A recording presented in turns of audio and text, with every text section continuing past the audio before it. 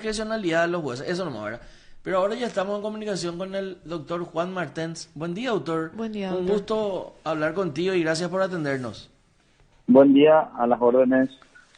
Doctor, estábamos viendo y creo que cada vez es más preocupante, y vos que sos especialista en criminología y el manejo de este tipo de situaciones, las ejecuciones en las cárceles de 3 miembros del PCC. ¿El control es absoluto por parte de la criminalidad de las cárceles, doctor? Realmente las cárceles están siendo co-gobernadas, co-manejadas por grupos criminales, entre los que se encuentra el PSC, uno de los primeros, ¿no? Y esto es debido a a la corrupción institucionalizada histórica del sistema penitenciario. Y cuando me refiero a eso, digo desde lo pequeño a lo grande, ¿no? Desde el cobro para tener celulares, para usar wifi, para tener bebidas alcohólicas. Y en ese contexto hay que entender lo que ocurre en el sistema penitenciario, porque no podemos no podemos analizar sin conectar con que la cárcel le enriquece a algunos funcionarios, o sea, genera plata, y en el caos, en la corrupción está el negocio de algunos, ¿no? Y claro, en detrimento de la seguridad, en detrimento del tratamiento penitenciario, en detrimento de mejores condiciones de vida en el sistema penitenciario, ¿verdad? Entonces, creo que hay que asociar cada vez más esta cuestión económica que está por detrás del caos en la cárcel, pero que desde un punto de vista de la corrupción institucionalizada es un éxito para quienes lucran y sacan dinero del sistema penitenciario, Marcos. Definitivamente se apunta a ese tema porque, no sé, la gente que generalmente ingresa a administrar las cárceles sale bastante bien puesta desde el punto de vista económico, ¿verdad? Y definitivamente las libertades para la criminalidad ahí adentro obviamente no puede ser gratis jamás, ¿verdad? Y esto es un escritorio del delito, ¿no? Es realmente un escritorio del delito. Ustedes que están especializados en el tema judicial, luego consulten a los abogados cuántos presos o clientes tienen o disponen de celulares, cuánto se cobra para que ese celular se esté usando tranquilamente al interior del sistema penitenciario, ¿verdad? Y por otro lado, si nos ponemos a preguntar si alguna vez se hizo un análisis de correspondencia de bienes, ¿verdad? De los funcionarios penitenciarios, vamos a darnos cuenta que lo que pasa es que impunemente ellos hacen y deshacen, ¿no? O sea, nadie les cobra, nadie les controla, se enriquecen, ostentan casas, ostentan autos lujosos y nadie se entera por eso, ¿verdad? Entonces no hay una consecuencia tampoco. Entonces es como Claro. alentar constantemente a la impunidad. Claro, porque esa es la cuestión, ¿verdad? Pues nosotros vemos gente potentada, hay gente que pasa directamente de ser director o ministro de Justicia a senador, por ejemplo, sin ser popular, sin hacer campaña, básicamente, y decimos, ¿de dónde saca toda la plata para la campaña, por ejemplo, ¿verdad? Evidentemente es un caldo de cultivo de criminalidad y es un gran negocio para las autoridades que manejan las penitenciarías. Y también es un costo político, es un diputados, por ejemplo, departamentales que escogen directores, Ujú. se disputan finalmente quién va a ser el jefe de seguridad.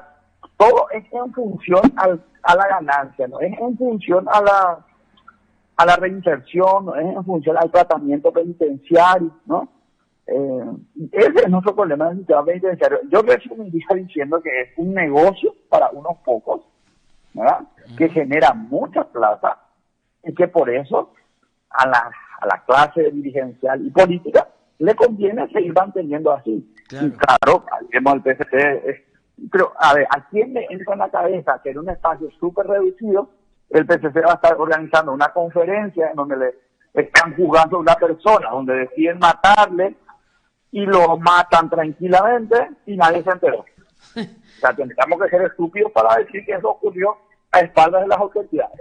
Claro, claro, o sea, es realmente inocente o hasta estúpido, como bien vos decís, doctor. Doctor, y esto muy ligado a lo que la semana pasada estamos hablando con el diputado Antonio Busarqui, que para mí es algo absolutamente descabellado, desatinado y contrario a la Constitución. Esto de sacarle la discrecionalidad a los jueces penales de garantías para que todo aquel que cometa un crimen, entiéndase por el crimen, superado los 5 años de expectativa de pena, vayan a parar o sea, a la penitenciaría directo en prisión preventiva, o aquel que tenga antecedentes, decía él, ¿verdad?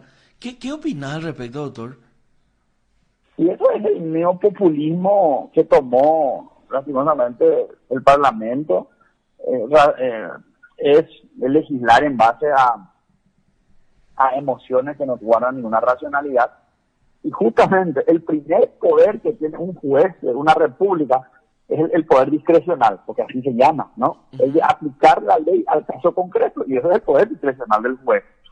Y ya en el Código de Napoleón, en un primer momento se decía que hay que disminuir la discrecionalidad, se tasaban las pruebas, se sumaban las pruebas, pero eso está hoy absolutamente superado, y lo que se pretende y se reconoce es de que nunca la ley va a poder prever todos los casos, y por tanto se deja a la interpretación judicial la aplicación en el caso concreto, ¿verdad? Claro. Entonces, querer robarle la discrecionalidad al juez es como, ¿para qué vamos a querer juez entonces? Que la policía nomás ya le mande a todos presos. No, por eso, o sea, yo decía, bueno, dejemos nomás ya una especie de inteligencia artificial y despidamos a todos los jueces, ¿verdad? Porque cumple con esto adentro. O sea, eso ni va a ser un caos. O sea, ni siquiera eso, o sea, ellos lo que quieren es sangre, como en el circo romano, ¿no?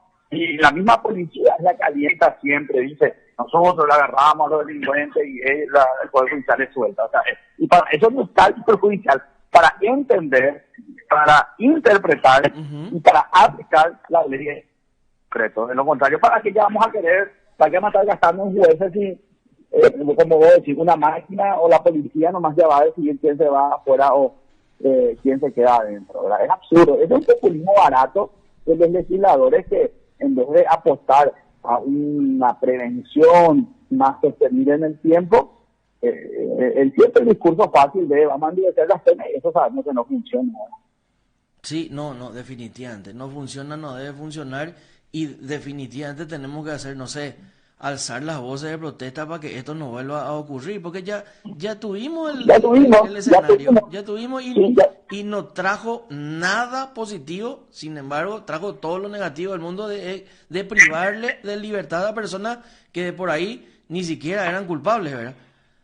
No, y ¿sabes qué es lo que yo creo que hay que insistirle a esta gente? Lo que van a hacer con esa ley, si aprueban, es darle más poder al crimen organizado, van a darle más poder al PSC, porque las cárceles se van a llenar de gente. Esta gente va a buscar protección en uno de los grupos, ya sea PSC o Clan Rostela, y lo que con eso están haciendo es fortalecer al crimen organizado, dándole mayor capacidad de acción e intervención. Eso es lo que van a hacer, como ya hicieron. Categórico. Doctor, muchísimas gracias por la atención, un placer hablar contigo. A las órdenes, saludos. Igual. Usted está escuchando PDS. El doctor Juan Martín, da gusto hablar con la gente que conoce, ¿verdad? Definitivamente, porque en realidad nos cuesta y nos duele el oído escucharle a Antonio Busarqui, por ejemplo, ¿verdad? Y sí. Pero tenemos que